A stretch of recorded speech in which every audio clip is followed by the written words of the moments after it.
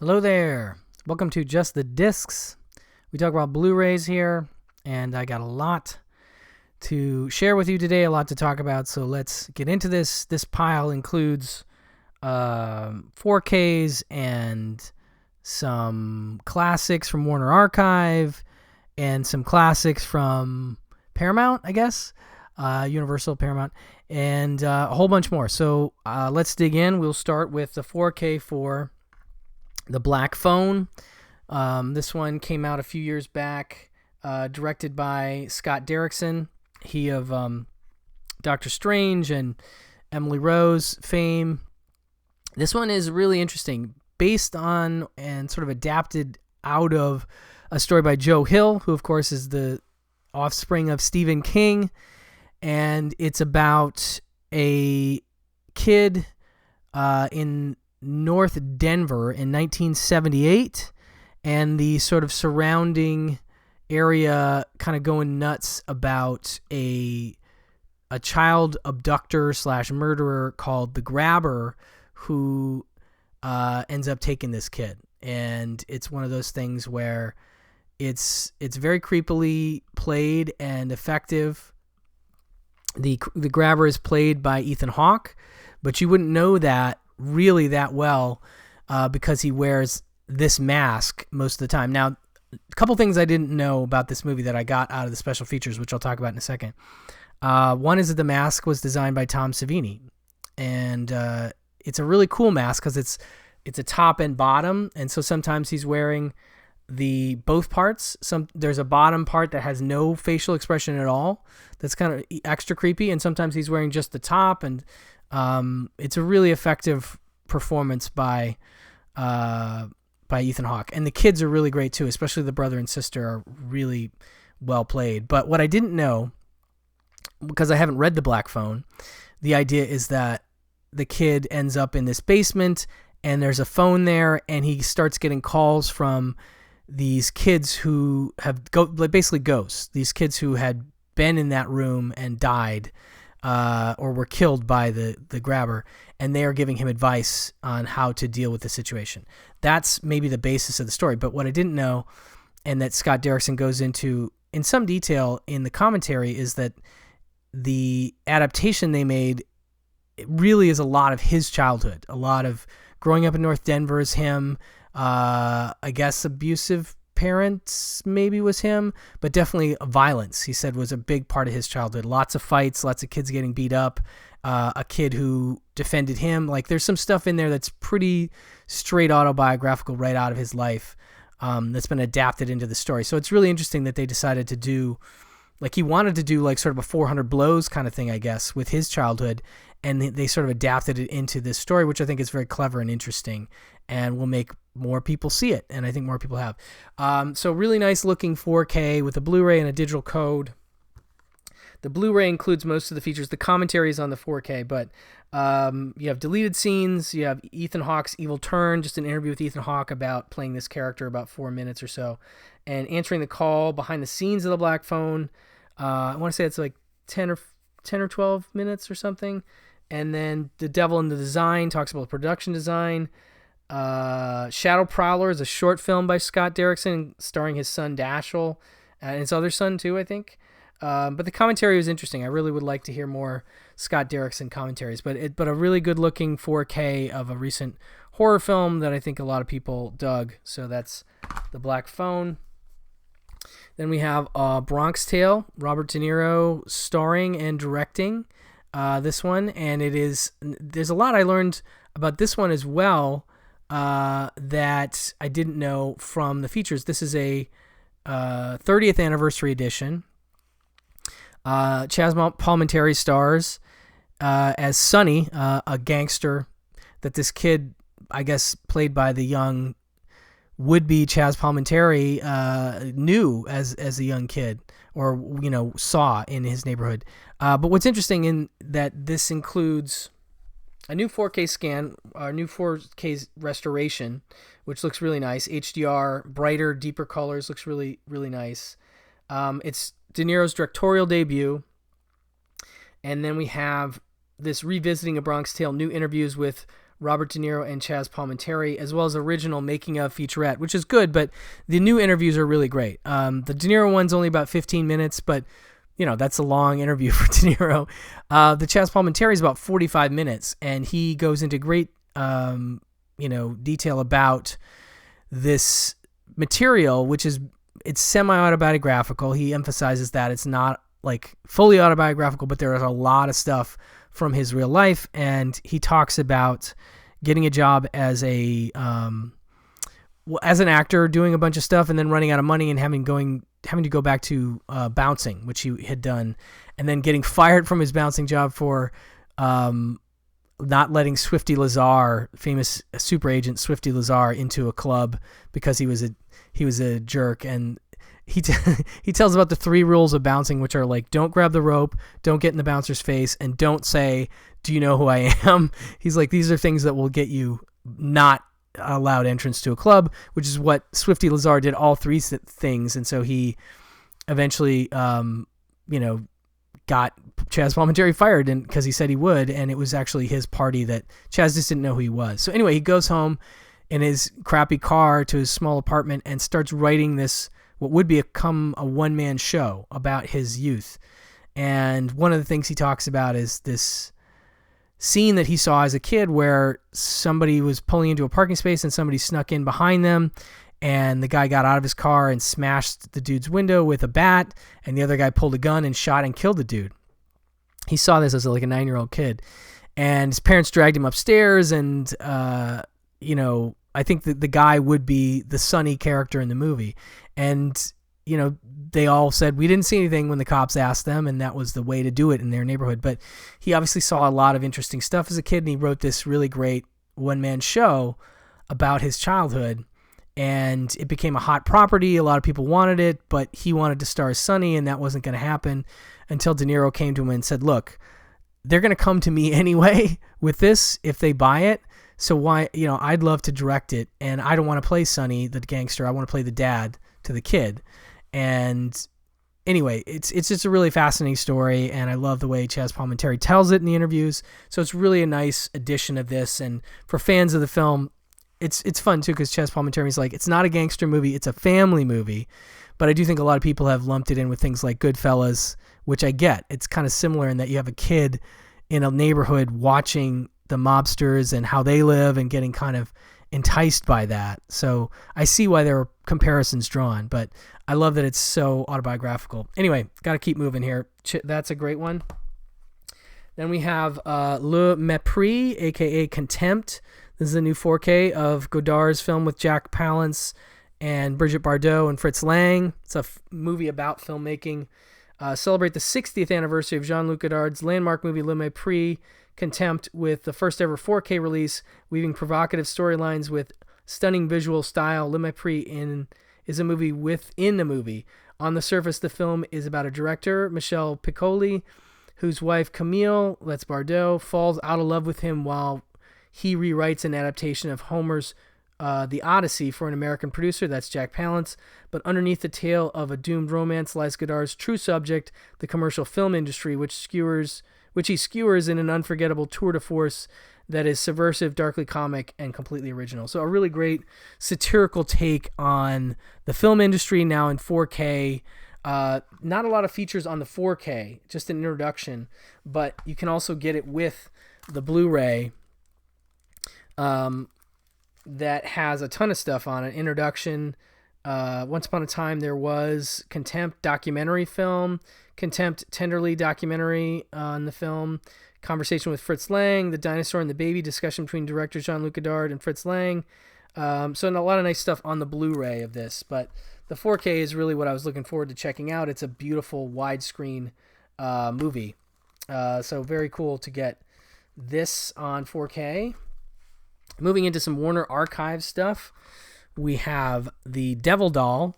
Now, this is part of a really great run of Todd Browning movies that are getting Blu-rays this year. I recently talked about the Freaks, Todd Browning Sideshow Shockers set with Freaks, The Unknown, and The Mystic. That's a really wonderful Todd Browning set. A couple, The Mystic getting its first home video release ever. Devil Doll, not easy to see for a long time, nor was Mark of the Vampire, which came out this year from Warner Archive as well. So Todd Browning having a banner year. This one really, like, I guess I had seen it 10 years ago, but I did not remember it. Really, really interesting horror adjacent kind of story, starring Lionel Barrymore, Maureen O'Sullivan. But it's basically about this guy. I would say Lionel Barrymore is basically the center of the story. He gets out of jail, and he had been jailed for like some kind of bank fraud, but he was framed by 3 other dudes to go to jail, and so he's bent on revenge. He's been bent on revenge for all the. I can't remember if he was in prison for like 8 years, but he gets out with this other guy, and I forget the actor's name. Could it be Frank Lawton? It might be Frank Lawton. And they find their way to his, like, this is in Europe somewhere, but there's like a swamp house where his either wife or collaborator, mad scientist woman, because he's a mad scientist, I buried the lead, and they've been working on this experiment that would shrink people down and solve the population crisis in the world. And so they get there, and Barrymore is just kind of aghast at like what's happening.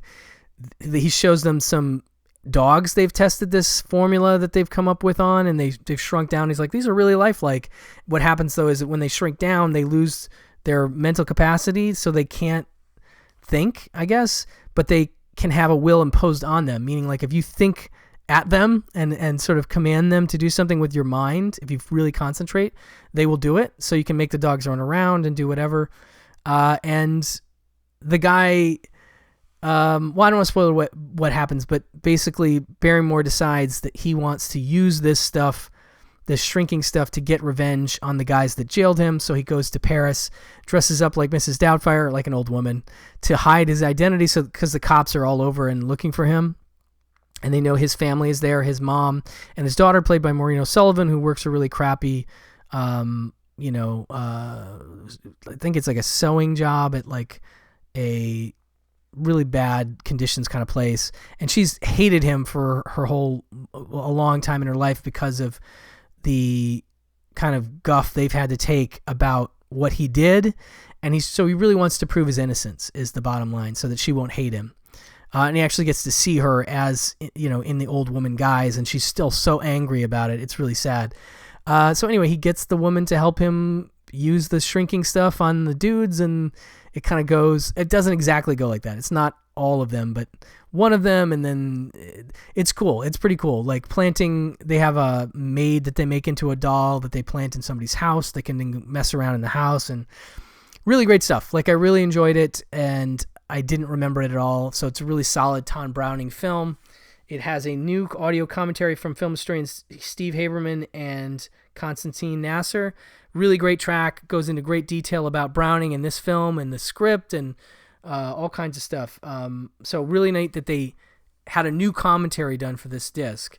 But definitely one of my favorite, I'd almost call it a discovery because I didn't remember it, but horror adjacent titles. I watched it on Halloween night, so really kind of closed out the month perfectly for me. A great transfer of Devil Doll. Then moving on to November, we have a neo-noir called Paul Meadow. This one I've seen before, but I hadn't seen in a long time. It's Woody Harrelson, Elizabeth Shue, Gina Gershon. It is written and directed by a guy named written by E. Max Fry, directed by Volker Schlondorf. Really pretty solid, straight down the middle noir with Woody Harrelson as a guy named Harry Barber who gets out of prison after 2 years. The courts realize, because of testimony on another case, that he was framed, and he's very upset. He's like, I want my 2 years back. But he gets out, and he's kind of a down and out dude. He's about to leave Paul Meadow, which is this, I guess it's Florida, southern town where he lives. And Gina Gershon, this girl he used to see sort of, who's a sculptor, basically pulls him back in, and he stays in Palmetto, and he's just kind of hanging out, trying to look for a job. He can't find much, and he ends up stumbling into an interaction with Elizabeth Shue's character. She plays the femme fatale of the film, and she's very sexy in this, and it's a really interesting role. Like, I don't know of too many roles like this that she ever had. But she's incredibly appealing and incredibly good in this role. Basically, your noir setup is that she lives with an older guy who's dying, who's very rich, the richest man in the area. And he has a 17-year-old daughter played by Chloe Sevigny, who, between the two of them, Shu's character and Sevigny, they've come up with this plot to fake a kidnapping from her of the 17-year-old to ask for $500,000 that they'll then split and give him 10%. He gets $50,000 if he helps, because I guess they get an allowance, but it's not enough. And so he gets involved with that, and of course things start to spiral out of control. And I'm not going to talk about where it goes, but it's a neo-noir that's very solid in terms of if you're looking for just a sturdy noir to watch during this month, this is a good one for you.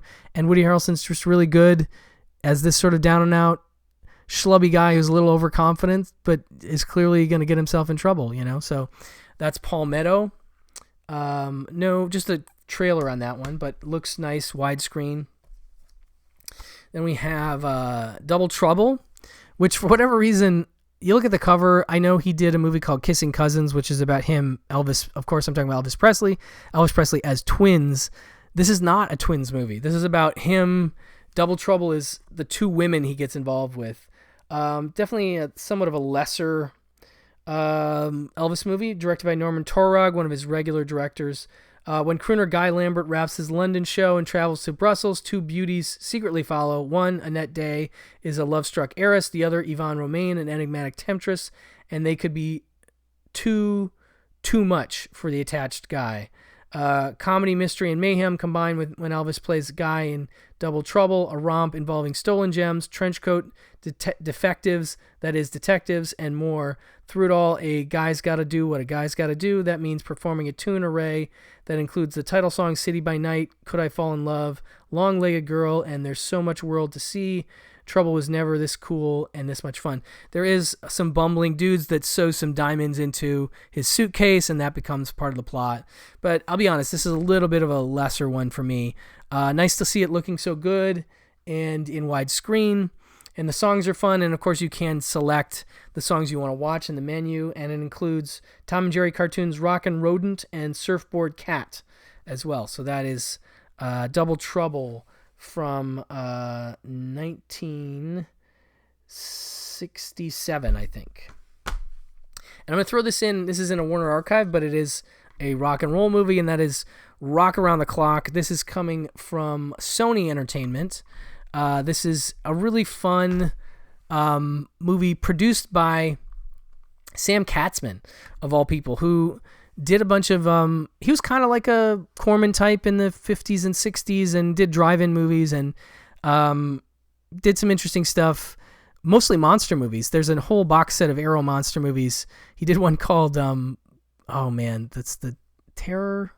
Ah, shoot, I'm going to forget it. It's about the giant turkey monster that I'm blanking on right now that I really enjoy. But this is totally different kind of exploitation. This is rock and roll exploitation starring Bill Haley and his Comets. They, of course, wrote and performed the song Rock Around the Clock, as well as See You Later, Alligator, which is featured in this one. But as you can see, it also has the Platters, Tony Martinez, Freddie Bell and his Bellboys, Alan Freed, Johnny Johnston. And it's basically about a promoter who is trying to get out of the jazz big band business and into whatever the next thing is, and it looks like rock and roll is going to be that. And he and his one of the guys in the band that he's promoting or firing at the beginning of the movie finds Bill Haley and his Comets in this small town and starts hooking up with them. When a frustrated big band promoter and his musician, Johnny Johnston and Henry Slate, decide to stay overnight in a small town on their way to New York, they discover a fun-loving group of kids moving to a new kind of beat they call rock and roll. It's a kind of new sound they've been looking for these and these guys will do whatever it takes to bring it to the rest of the world. Rock Around the Clock is a rock and roll adventures that started it all, featuring hit music, performances by Bill Haley and his Comets, See You Later, Alligator, Razzle Dazzle, the Platters, Great Pretender, Only You. So stick around, Daddy-O, because this rock and roll flick will get you on your feet again. Very enjoyable, I think, movie from 1956. And what I love about this is I think it's a new commentary. They got Barry Forshaw and Kim Newman to do the commentary, and I love them as a duo. And I love them on their. They often do horror and exploitation, classic film stuff, but they're great on this. Just talking about the background of this film and films like it. And I love the commentary is excellent. It's worth it for the commentary alone. But really great to see Rock Around the Clock. Maybe we'll see Twist Around the Clock. They made some sort of follow-up films. Don't Knock the Twist, maybe we'll get to see those on Blu-ray as well. So it's nice to get Rock Around the Clock. I just thought I'd throw that in there. One more from Warner Archive. We have Mad City with Dustin Hoffman and John Travolta. Now I heard about this. I hadn't seen this, I don't think, ever. And then I heard about it on one of my favorite podcasts, The Suspense is Killing Us. And they kind of brought out that it's basically kind of a reworking of the Ace in the Hole plot, the Billy Wilder movie Ace in the Hole, with Dustin Hoffman as sort of the Kirk Douglas character and John Travolta as the guy being exploited. But it's in a modern context. Dustin Hoffman and John Travolta team up in this award-winning filmmaker Coster Gavras directed this. Fierce tale of ratings-driven TV news gone mad. So there's a little network maybe in there. It's not that great a movie ultimately, but I do think it's interesting in its roots. Travolta is Sam, a misguided museum guard who loses his job and then tries to get it back at gunpoint. Hoffman is Max, a local TV news reporter, taken hostage with school children when Sam locks down the museum. It is a desperate move for Sam, a career move for Max. He is on the inside of a live exclusive. Now he must give Sam's story a heroic spin, keep the cynical network anchor Alan Alda at bay, and above all, keep America watching. As Max pulls the strings, the stakes grow higher, darker, madder. So yeah, interesting performance. Travolta as sort of a less than intelligent dude being exploited by Dustin Hoffman. Definitely curious to see it on Blu-ray, but a movie that's kind of been forgotten, I think. That's Mad City from 97. Okay, not quite last. Those that watch this channel know I'm a huge fan of the Marx Brothers, and behind me here I have this set. This came out years ago now. Marx Brothers Silver Screen Collection. It is 5 of their Paramount features and includes some commentaries.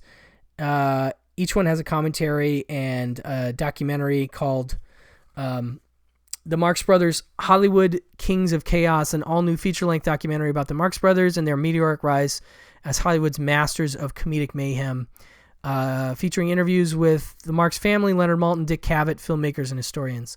And then there's 5 new commentaries. Now, this set has been available for years. It's been on sale for as little as I want to say 15 or $16. An absolute, banger. One of my favorite things that I own. But Universal has decided to put out all 5 films that are in that set as individual releases now. So what you're getting is, you'll get a better bit rate.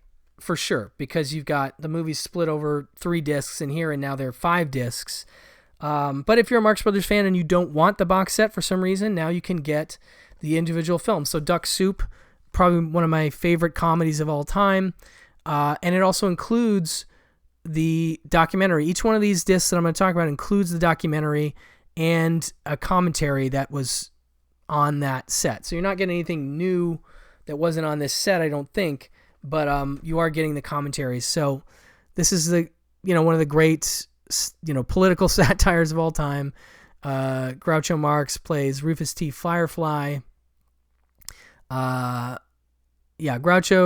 Harpo, Chico, and Zeppo at their very best in this political satire, Duck Soup, which is often regarded as the comedy legend's funniest and most popular film. After being appointed dictator of Fredonia, Rufus T. Firefly proceeds to bring the mythical nation to a halt by showing up late and insulting everyone at his inauguration. Ends up going to war, and it's just delightful. It's got a lot of their greatest bits, and it is a movie that really moves. It's just under 70 minutes long. Absolutely love it. So it's in its own solo disc now. I mean, this stuff, I think Arrow had done solo discs, but in the States, I don't know if it was region A. So this one includes the Marx Brothers documentary Kings of Chaos, as well as a feature-length commentary with film critic historian Leonard Maltin and Marx Brothers historian author Robert S. Bader. A really great track, well worth your time. So Duck Soup to start off. Then we have Horse Feathers, which is their sort of campus comedy. Let's see here. The four Marx Brothers are at the top of their game in this uproarious parody of college life. Horse Feathers, as president of Huxley College, the fun-loving Professor Wagstaff, that's Groucho, attempts to help his son Zeppo finally graduate after 12 years, arranging to buy professional football players for an upcoming game against Darwin University. Also has some of their great bits, Swordfish and some other stuff. It's really one of their best movies. And this one includes the documentary again and a feature commentary by film critic FX Feeney, also very good. So that's Duck Soup. Then we have Animal Crackers, which I think these are kind of in order. Like, I think that's my 1, 2, and 3 right here. Animal Crackers is often regarded as the Marx Brothers' most quoted film for its witty and unforgettable dialogue. Groucho stars as Captain Spaulding, a famed African explorer who's being honored at a high society party at the estate of Mrs. Rittenhouse, Margaret Dumont, who's one of the regular straight women, and she's fantastic. Always in, kind of Groucho coming at her with silly stuff. Mayhem and chaos ensue after a valuable painting disappears, and Spaulding, along with the professor, played by Harpo, help search for it. Help in quotes. But this is a longer one, but it has some of their, fun songs and great bits with Harpo and Chico and strange interlude from Groucho, which I love, doesn't even make sense. But yeah, so this has the documentary Kings of Chaos and a feature commentary by film historian Jeffrey Vance. So that's great. Then we have Monkey Business. This one has them on a boat, head for the high seas in this outrageously funny monkey business. While hiding from the authorities on a luxury cruise ship, a quartet of stowaways inadvertently find themselves posing as bodyguards to rival gangsters. Complete lunacy ensues. And yeah, this one's, I think, an Edgar Wright favorite. I want to say he's a big fan of Monkey Business, and it is definitely a fun one for sure. Very energetic. Again, the Hollywood Kings of Chaos documentary is included, as well as a feature commentary with Marx historian author Robert S. Bader and Bill Marx, son of Harpo Marx. So that's another good track for that. And then lastly, we have their first film, The Coconuts, which is featured on a TV in Brazil. I always remember in Terry Gilliam's Brazil, a woman is watching the coconuts in her bathtub on a TV. The legendary Marx Brothers made their motion picture debut in the outrageously funny adaptation of their Broadway play, The Coconuts. Groucho portrays the owner of a Hotel de Coconut who tries to fleece everyone from innocent bellboys and bellgirls to wealthy society matron Mrs. Potter, again Margaret Dumont. Chico and Harpo play the resort hotel con men who arrive with empty suitcases and plan to fill them by robbing guests. This one definitely feels a bit more like a play, but it definitely has... And it's a little stiffer. Like I feel like they're still working out their rhythm, but it's still there. It's just, it gets better. But it's definitely funny and has some great bits in it as well. Again, the documentary here, plus a commentary by film scholar Anthony Slide. So that is the Marx Brothers releases coming out now.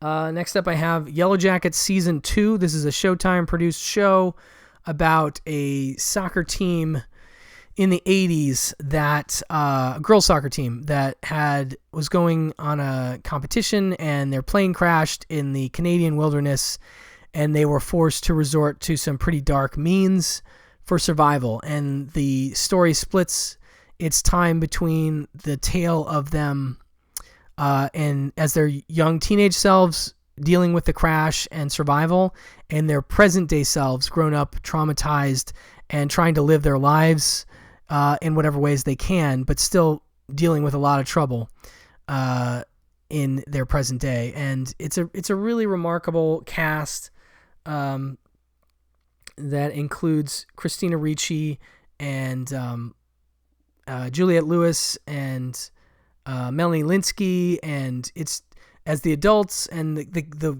young girl versions are great. This season features a new character played by Elijah Wood, but it goes deeper into the story, basically. Things getting darker for some of the characters, and we're getting to see in both timelines, and we're getting to see what went down in the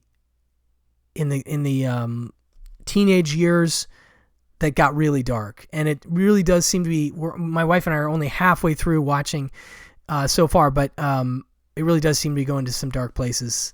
Some stuff that was hinted at in the first season, but this one is definitely going for it, really.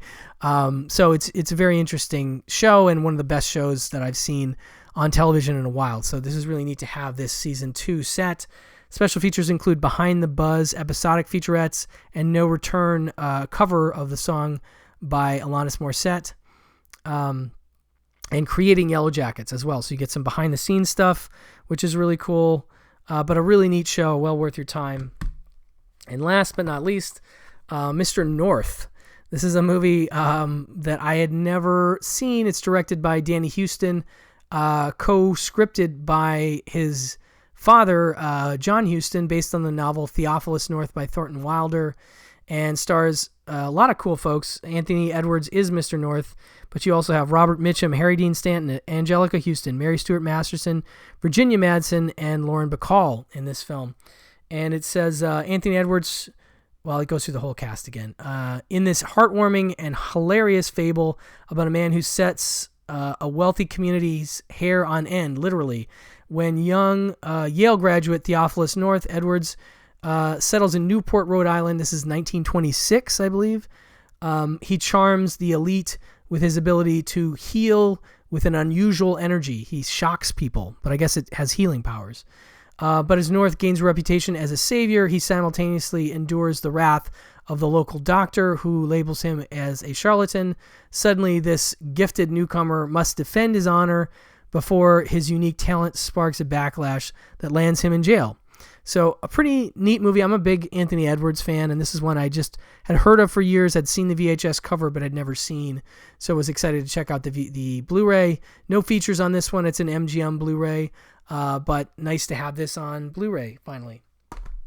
So that'll do it for this roundup of stuff. Lots to talk about there. Hopefully some stuff you'll want to check out. Classic films, 4Ks, what have you. Thank you so much for listening, and I will talk to you soon. Bye-bye.